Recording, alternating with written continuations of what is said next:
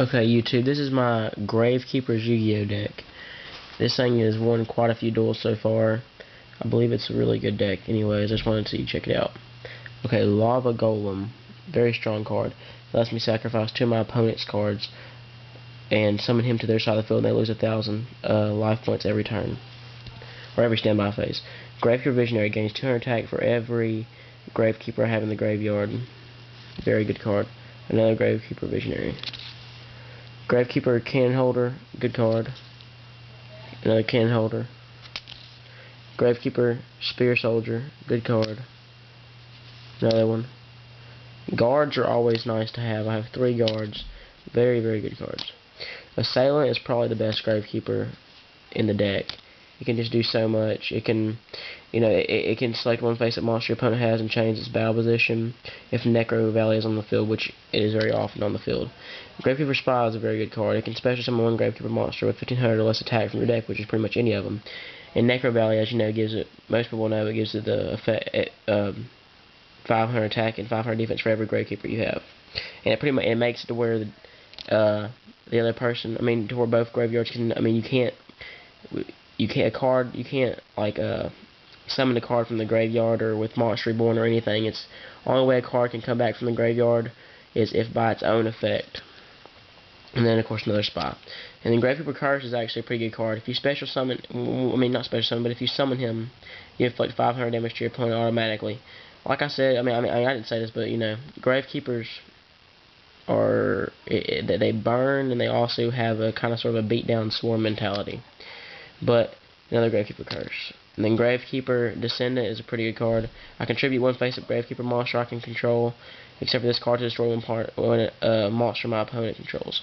Another Descendant. Commandant, he's a pretty good card. He's very useful for getting Necro Valley out, because I can discard this card to the graveyard and add 1 Necro Valley from my deck to my hand. And another one. Chief is actually a really good card. You can only control 1 on your field, but cards in your graveyard are unaffected by Necro Valley. When this card is tribute summoned, I can select 1 Gravekeeper monster from my graveyard and special summon it, which is very good for getting Visionary out. And another one. And of course, I got my 3 Necro Valleys, the main card in the deck. And of course, Book of Moon is a very, very good card to have. It's in most decks. Most people run Book of Moons. I run 2 of them. But like I said, it's always a great card. This is my field barrier. It's to protect my Necro Valleys, which they don't get destroyed very much often anyways, but it does protect them very good. And Terraforming helps me get it out if I don't get it out with any other cards.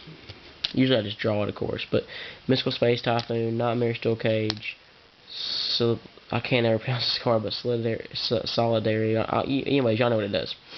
You gain 800 attack for all monsters of the same type. You gain 800 attack, which is with Gravekeepers are all spellcasters, so I got 800 attack. I got 800 attack for every monster that's a spellcaster, pretty much, with all these Gravekeepers. And a gold sarcophagus, very nice card. It lets me get out Necro Valley or any Gravekeeper I want. And of course, no deck is good without a good old Mirror Force. Of course, I got this from the Merrick deck because it cost $50 to buy, the holographic ones. Everything. This is just a regular, common Mirror Force, pretty much first edition. And of course, Magic Cylinder is always nice to have with Mirror Force. Coffin Cellar is a really good card. Each time a monster card is sent to my opponent's grave card. So anytime I destroy one of his cards, and if I get to inflict 300 damage to my opponent. And Nightmare Wheel, very, very useful. I can select one monster my opponent controls. It can't attack or change its battle position. And when it is removed from the field, you destroy the card. During each of the standby phases, the opponent takes 500 damage. So if I play that Lava Golem, like I said, and he's on their side of the field, see, the downside about that card is they can attack with him, and he has 3,000 attack. But if I hook this on him, that burns 1,500 life points off of them per turn. That's why I also like to run 2 of them. And of course, no deck is complete without Dark Bribes. Thank you for looking at my Gravekeeper deck. I hope you liked it, and have a good day. And sub.